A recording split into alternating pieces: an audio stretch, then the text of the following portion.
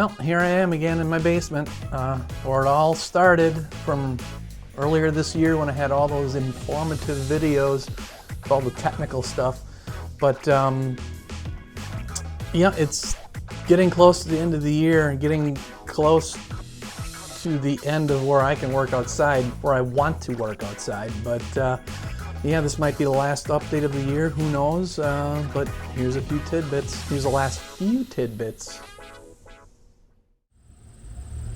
All right, so we're gonna try to test fire this engine. I actually did already. Let's give it a shot. Got my key, here we go.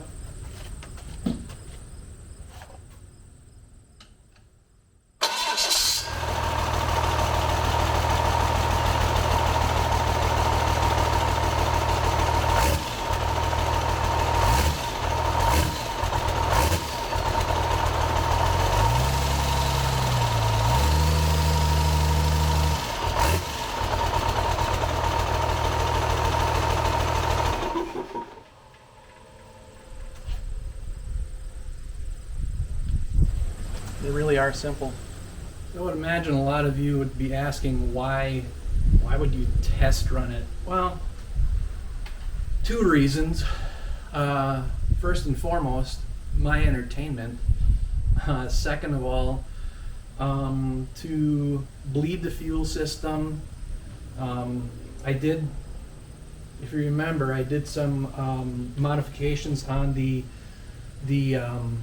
fuel plate and also the governor springs, and ended up having to take the fuel lines off, the injector lines off, because the P pump had to come off and I had to replace the gasket on that cover. So essentially all this stuff came off, the lines came off, and you lose prime.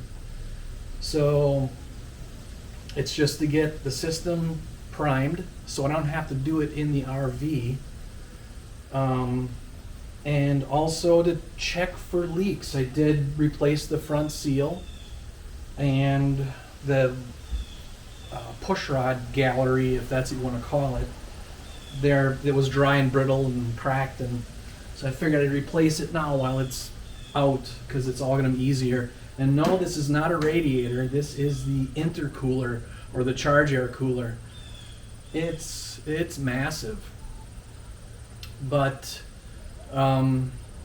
they really are simple, and along with the huge community of folks on the internet that deal with Cummins, there's no shortage of information on how these work, or for instance, priming the fuel system. It's pretty simple. Right now all I have for this engine to run is just fuel, return, and have a battery on the other side, and it goes to positive, and I ground the battery. I just found a bolt and grounded it, and then using the screwdriver, jumping across the solenoid, and it turns over the engine. But it really was that simple. I got the fuel to it, and I used the manual primer to get fuel up to the P pump, the injector pump, and then I used the starter. I cracked the injector lines, the fittings at the injectors, and cranked it over until I saw fuel by the injectors, and I snugged them down and it fired it up. So I'm tickled. It just blows me away that these things can run on their own. It's purely mechanical, and it's just so simple. So just thought I'd share that. So, seen it run, which is pretty cool. Like I said, this might be the last update of the year, because winter's coming fast. Trees are turning color. It's getting cooler out already. So I'm a little disappointed that I didn't get the thing running, but you know, it's taken longer than I thought. It's not an easy project, and working full-time kind of sucks. But and then also we just got done, just about done remodeling our kitchen. That was my wife's idea.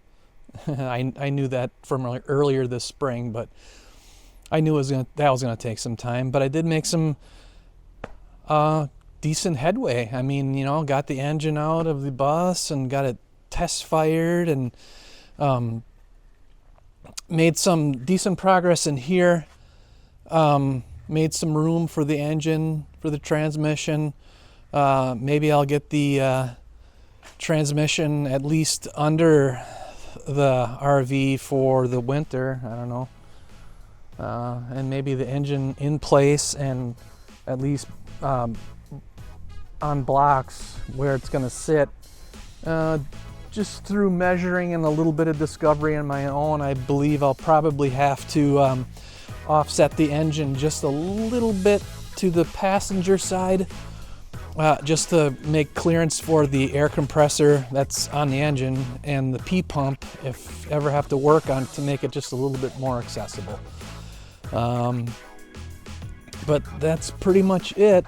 If there's any updates the remainder of this year, I'll definitely post it. I'd like to get the engine mounts made up if I get the engine, in there. But stay tuned. There's more to come, and if not this year, definitely in spring. So thanks for watching.